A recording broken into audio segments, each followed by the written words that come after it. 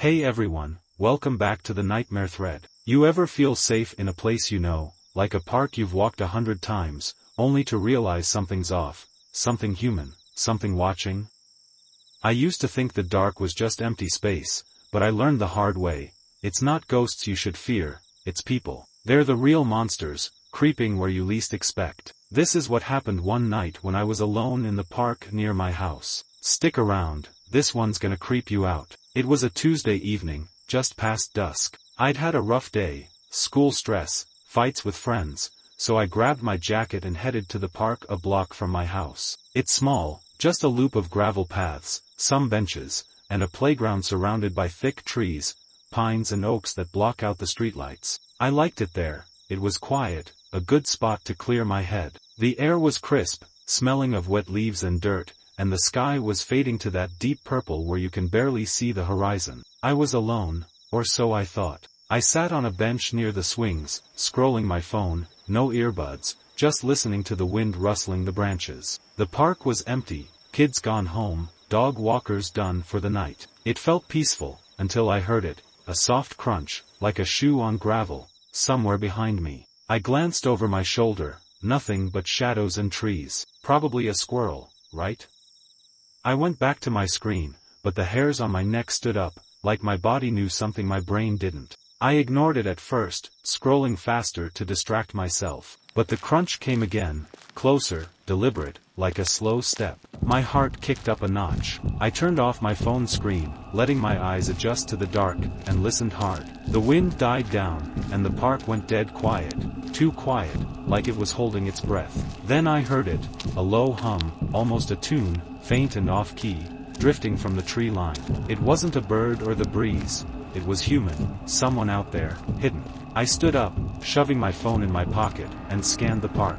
The swings creaked in the breeze, the slide glinted faintly under a distant street lamp, but the trees were a black wall, swallowing everything. The hum stopped, replaced by another crunch, louder, maybe 20 feet away. I called out, "Hey, who's there?"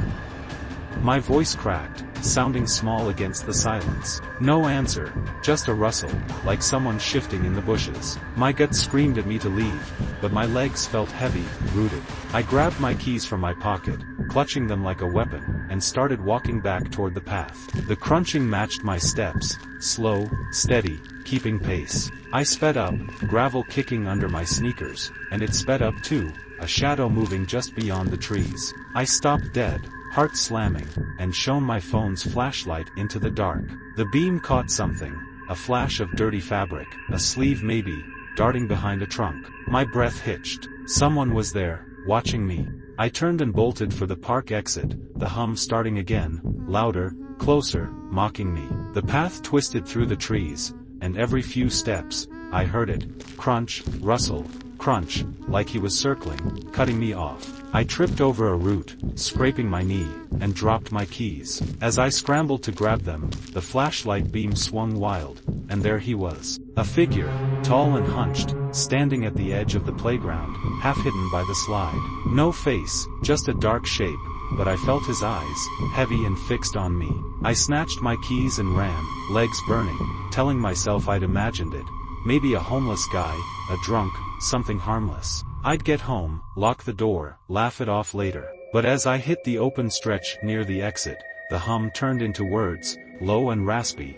"You're fast, but not fast enough." My stomach dropped. That wasn't random, it was aimed at me. I didn't look back, just kept running, the streetlights ahead like a lifeline. I made it to my porch, fumbling the lock, and slammed the door behind me, bolting it tight. I leaned against it, panting, safe, or so I thought. The house was dark, quiet, but that smell hit me, sweat and cheap cologne, sharp and wrong, like it had followed me inside. My dog wasn't barking, he was cowering by the couch, whining soft. I flipped on every light, checked the windows, all locked, all fine. But the feeling didn't leave, like eyes were still on me, boring through the walls. I couldn't shake it, I needed proof this was real.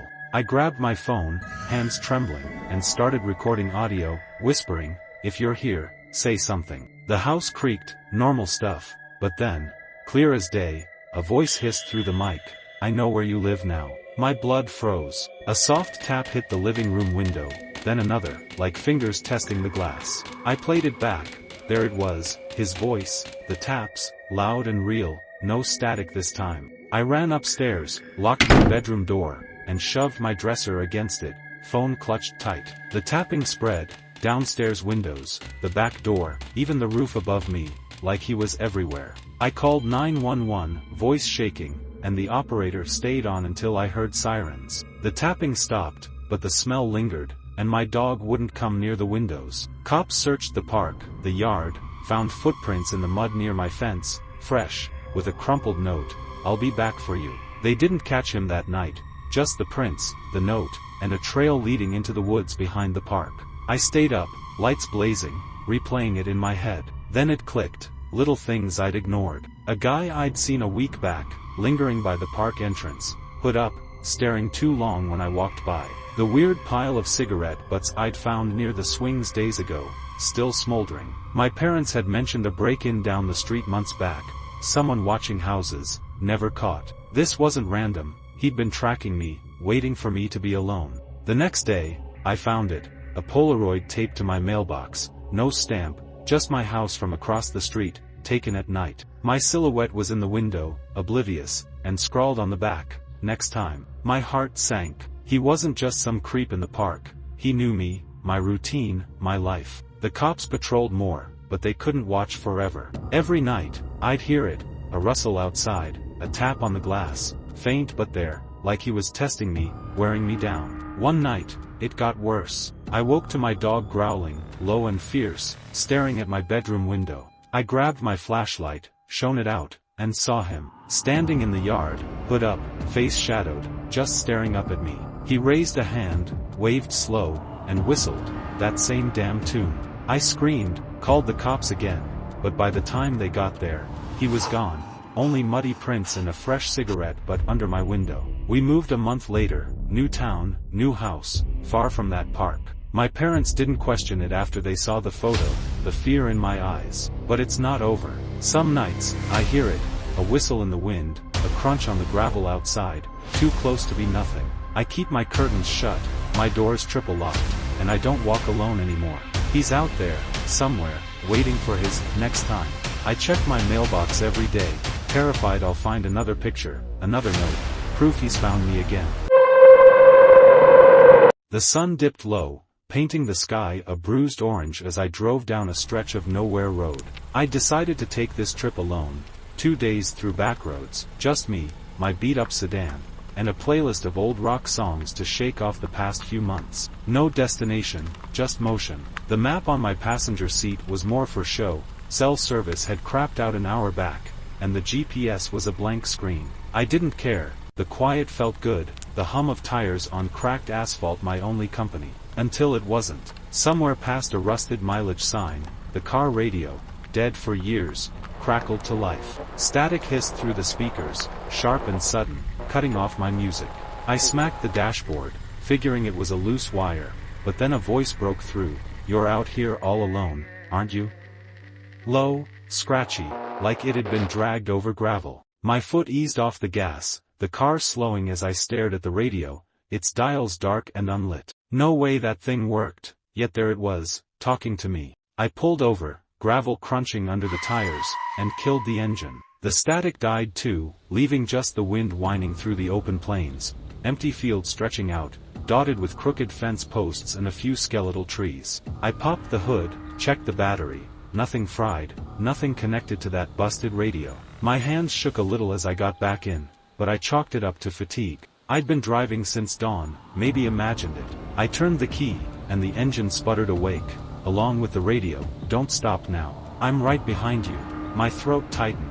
I slammed the off button, but the voice kept going, clearer now, "I see your car. Blue, right?" Nice. My sedan was blue, faded, dented, but blue. I whipped around, scanning the road behind me, nothing but dust and twilight shadows. No headlights, no shapes, just emptiness. The voice laughed, a dry rasp that made my skin crawl. "Keep driving. I like the chase." I floored it, tires squealing, heart hammering against my ribs. This wasn't a prank, somebody was out there, watching me. The road twisted ahead, cutting through a patch of low hills, the kind that hide curves and drop-offs. The radio stayed on, static buzzing like a swarm of flies, and the voice came in bursts. "You're scared. Good." I swerved around a pothole, knuckles white on the wheel, and caught a flicker in the rearview mirror, a shape, too far to make out, but moving, low to the ground. My headlights barely pierced the growing dark, and the voice taunted again, "Turn left up here. I've got something to show you." Left was a dirt track veering off into the hills, unmarked, narrow, the kind of road you don't take unless you know it. I didn't. I kept straight, pushing the speedometer past 70, the engine groaning. The radio crackled louder, angrier. "Wrong choice. You'll regret that." A thud hit the car, something hard, like a rock bouncing off the trunk. I yelped, swerving, and checked the mirror again.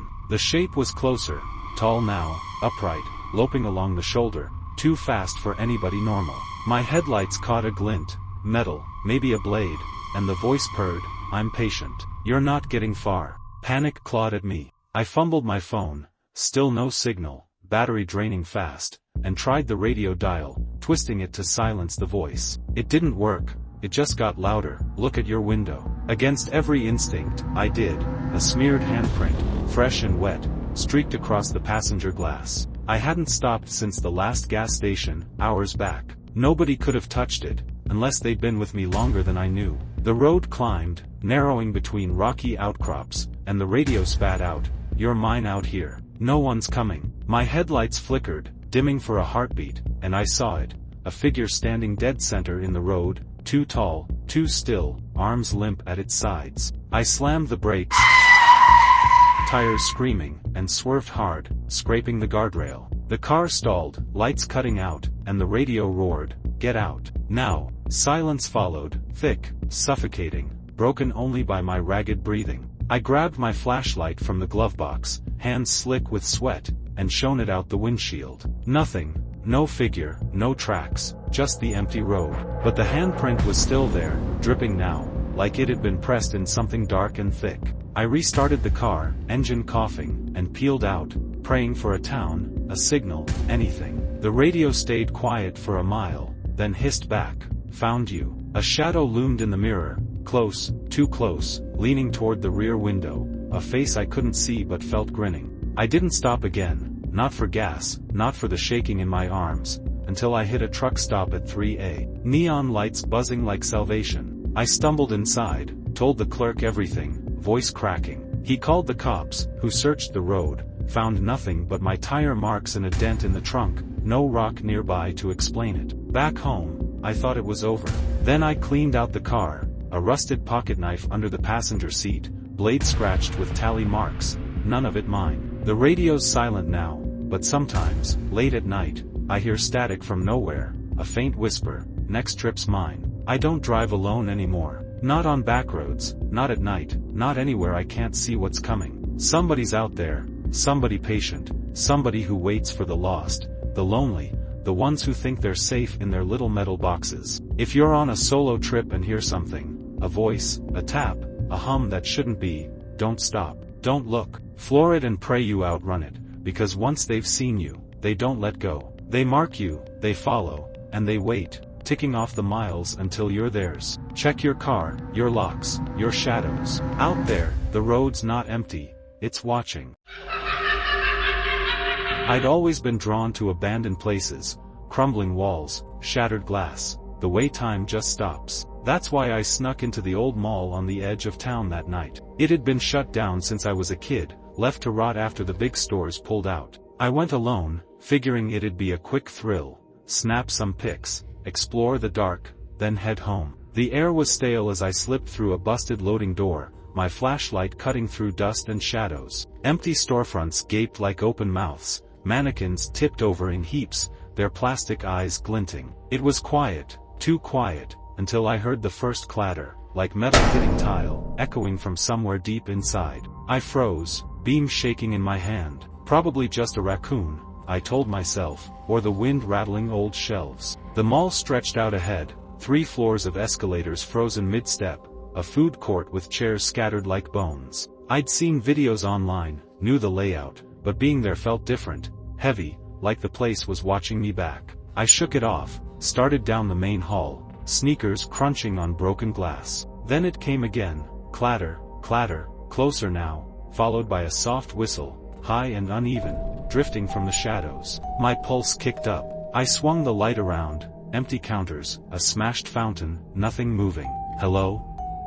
I called, voice bouncing off the walls. No answer, just the whistle again, sharper, like somebody mocking me. I should have left then, but I didn't. I kept going, drawn toward the noise, past a gutted arcade with dark screens and a toy store spilling stuffed animals across the floor. The air shifted, thicker, sour, like sweat and damp cloth, and I caught a whiff of something sharp, like nail polish gone bad. Halfway down the hall, my light hit it, a display case, cracked but standing, filled with stuff that didn't belong. Photos pinned inside, blurry faces I didn't know, some with eyes scratched out. A chipped mug, a tangle of keys, a kid's shoe, all arranged like a shrine. My stomach twisted. This wasn't decay, this was deliberate. Somebody had been here, not just passing through but staying, marking it. I stepped back, glass crunching loud, and a voice rasped from behind me, "You like my collection?" I spun, light slashing the dark, nothing there, just shadows flickering over a boarded-up storefront. The voice was close, too close, gruff, wet, like they'd been chewing something. "Who's there?" I yelled, my throat tight. A laugh answered, low and jagged, echoing off the ceiling. "You're early." I wasn't ready yet. My flashlight caught a flicker, movement near the escalators, a shape ducking out of sight, quick and jerky. I bolted toward the exit, heart slamming, but the layout twisted in the dark. Every turn looked wrong, every hall too long. The whistle followed, bouncing off the walls, and the clattering started again, metal dragging, rhythmic, like a tool on tile. I ducked into a trashed clothing store, hiding behind a rack of moldy jackets, breath hitching. The voice came again, softer, almost sing-song. "I saw you come in. You're mine now." My light dimmed, batteries fading, and I fumbled my phone, switching to its weak beam. Footsteps echoed outside, slow, deliberate, stopping just beyond the rack. I held my breath, the sour smell choking me, and something scraped the floor, a blade, maybe, or claws. I couldn't stay. I ran, dodging shelves, aiming for the faint glow of the loading door. The footsteps sped up, thud, thud, thud, matching mine, and the voice growled, "Don't leave. I need more for the case." My phone slipped, skidding across the tiles, and I didn't stop to grab it, just kept running, lungs burning. The exit loomed ahead, but a shadow stepped into the light, tall, hunched, a mess of tangled hair and a grin I felt more than saw.